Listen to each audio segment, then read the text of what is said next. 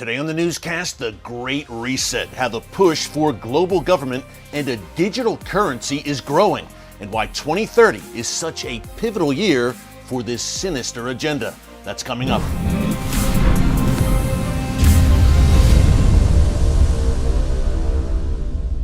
Hey folks, Eric Stakelbeck here. Welcome to the Watchman Newscast. What would you say if I told you that by the year 2030, you'll own nothing, have no privacy, and yet you'll be happy? That you'll live in a cashless society where all currency is digital, and that everyone on Earth will require a digital ID to travel freely. And that much like communist China, you'll be given a social credit score that determines how loyal you are to this new global system and those who control it.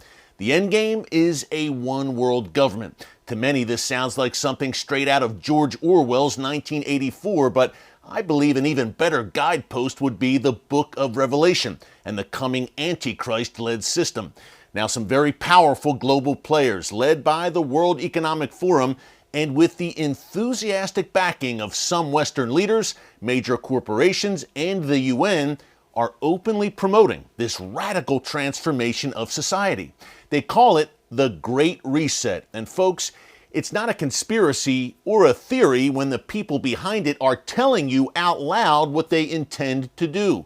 I recently hosted a full special for TBN called What is the Great Reset?, which you can find right here on our channel under the category TBN Specials. It features my interviews with some incredible voices on this subject, including, among others, Pastor Jack Hibbs, Victor Davis Hanson, and the Kwok brothers. Now, Daniel and Sam Kwok host a great channel right here on YouTube called the Kwok Brothers Freedom Files, where they break down the true agenda behind the Great Reset. Be sure to subscribe to their channel at the Kwok Brothers. I spoke to them about why the year 2030 looms large for the Great Resetters and why a cashless society may not be that far off. Take a look. He heads up this World Economic Forum. They meet yearly in Davos, Switzerland, as you mentioned. But 2030 has been laid out by these great resetters like Klaus Schwab as a pivotal year for their agenda. Why is 2030 such a big deal for them? Yeah, well, I think Sam could speak a little bit more to this, but my initial thoughts for me is, they've got a plan. But, if you look at everything that's going to happen, with writing on the wall, so to speak, it really points towards that being more so a 10-year plan as opposed to something they could just do right away. One of the things that we've discovered as we've been covering this topic the last 4 or 5 years is these guys are master psyops individuals. Mass psychology, they're masters at figuring out what they have to say, what narrative they have to push, what lever they have to pull to get everybody on board with their ideas. Right. And they understand that it's going to be a long process and it's going to probably resonate with the younger generation, which is why, him being 30, me being 28, we're so passionate about this because, we got to stand up. We can't just allow our generation to be taken hostage by ideologies that not only hurt scripture, not only hurt the teachings of Jesus, but also hurts our personal freedom, So, I do believe that's kind of the famous saying is by 2030, you will own nothing and you will be happy. You will own nothing and you will be happy. That's straight from the horse's mouth, from the World Economic Forum. That's the motto. That's the theme of the Great Reset. So the World Economic Forum released, I believe it's a 2-3 minute video where it made some predictions, critical predictions by 2030. One of the main key thing is you will own nothing and you will be happy. And it's interesting. There's a man who's smiling. He seems very peaceful. He's calm. He's got this really bright grin, and with the caption, "You will own nothing and you'll be happy." Well, how does that work in their view?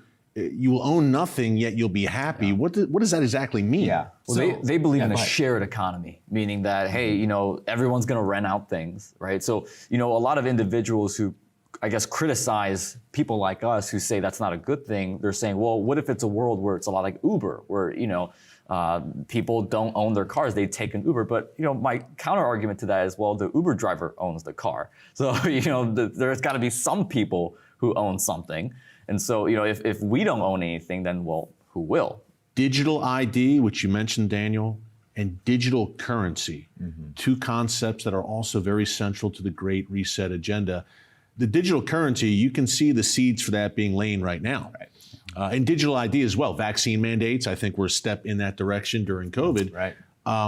how far down the line are we towards a digital currency, number one, and perhaps even digital ID? Yeah, so in regards to CBDC, which stands for Central Bank Digital Currency. So what that is, you may have heard Bitcoin, DeFi, right? Decentralized finance. Bitcoin, Ethereum, these are blockchain technology-backed currency, which in essence could be a good thing. What the government and the central banks are trying to do around the world is harness that technology to then be able to create a centralized form where all transactions, whether it's made online when you go to the store or you go shop on Amazon, could be thoroughly monitored, could be recorded. So the central banks want to design this, and typically they always seem to have a good reasons as to why. They have a list of good reasons. Hey, here's why this is gonna be amazing.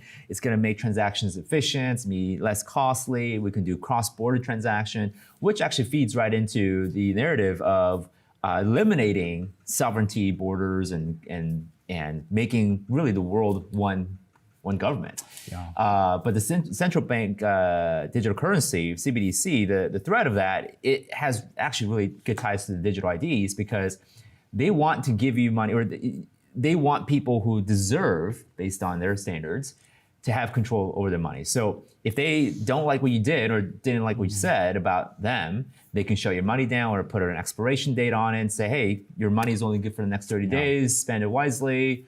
And just completely shut your account down. And we've seen what happened in Canada with the trucker protest, donations frozen like that, and they're taken away. Well, to give you an update is, it was one of the first things the Biden administration started working on and developing when he first got in office. I mean, it literally one of the first initiatives was we got to develop this thing, and the digital currency, the centralized a cashless society seems to be the end game. Right. And not only that, but as Sam said, it is control. But I believe the primary reason why they're wanting to roll this out so quickly is to create a global economy, a globalized economy, because that's really the step right before a globalized government. Thanks again to Daniel and Sam Kwok for those great insights. Folks, again, if you want to watch our entire interview, check out my TBN special, What is the Great Reset, which you can find right here on our channel under TBN Specials.